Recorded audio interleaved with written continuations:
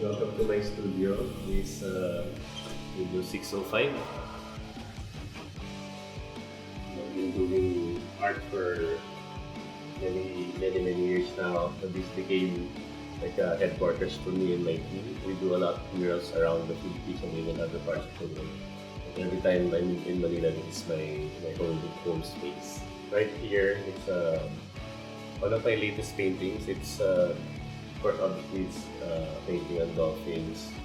I've been doing like dolphins and creatures with armors for quite a while now to talk about my advocacy. And this is one of my special artworks. It's a portrait of Che Guevara made of found metal. So I pick up metals when I do my long walks in different parts of the world. I also have a lot of collections from my travels, like this small lantern came from Hanoi in my recent trip to Vietnam. Over here is a prayer flag that I got from Kathmandu last year. I had a trip to Palestine when I was younger. I had this strong affinity with the Palestinian people. This particular one was given to me by a refugee from Gaza just a year ago. This is a set of paper cranes or origami by Japanese survivors from Hiroshima and Nagasaki. So every year I go there to do like solidarity work with them. And recently they gave me this as a tribute to my work as well and our partnerships. There's a legend in Japan where if you create 1,000 paper cranes, you can make a wish and that wish will be granted. So this was popularized when a survivor named Sadako wanted to live. She was already sick, so started folding paper cranes, and communities from all over the world heard about that and helped her create paper cranes. And until now, like several years, decades later, people still create paper cranes. Now it's a symbol of peace and solidarity. So we are here at the storage space in my studio. This is where I keep most of my stuff, my paint equipment, all the paint that we use in our murals when we go around. And I also have paintings here, the ones I collect from different artists. And this particular one was made by one of my best friends, David Seagal. In one of our missions up in the northern part of the Philippines, the group met an accident, and sadly was one of those who passed away in that event. Right now, I'm restoring his work here that he did like 13 years ago. So this is one of the most special elements in this studio. It's a creation of Salvador Dali. So back in the 40s, Walt Disney and Salvador Dali did a collaboration. The collaborative work was about like a 4-minute animated film, classic about love. So it's entitled Destino.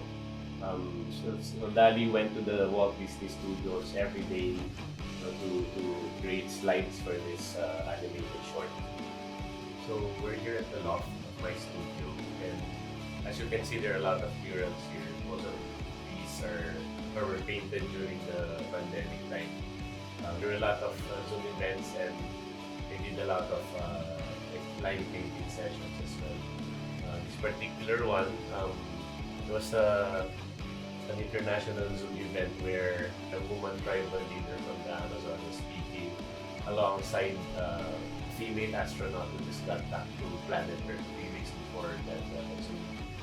And while they were discussing about science and spirituality and about the Amazon, I was painting these images here, taking off from what we were talking about. And right here is a tribute to the last named white rhino.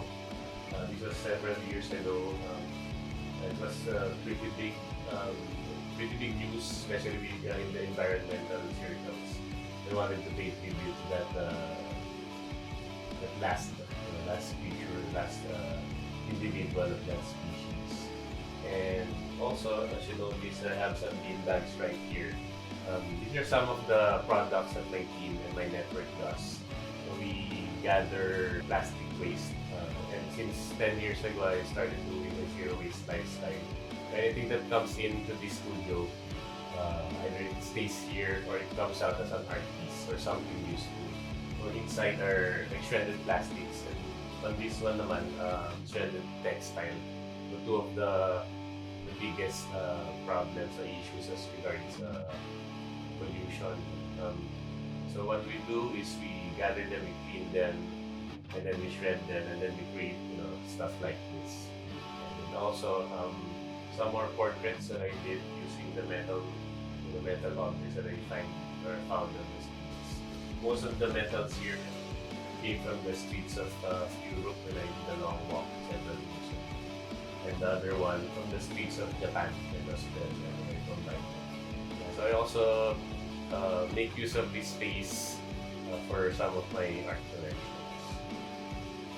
So this ceiling mural is actually done during the pandemic. There were a series of live events for the Japanese survivors of the Russian Revolution.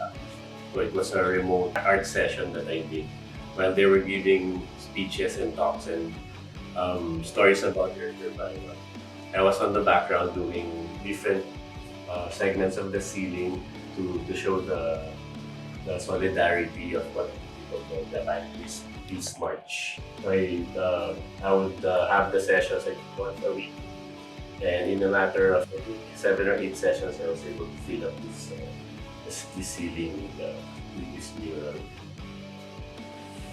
Thanks, guys.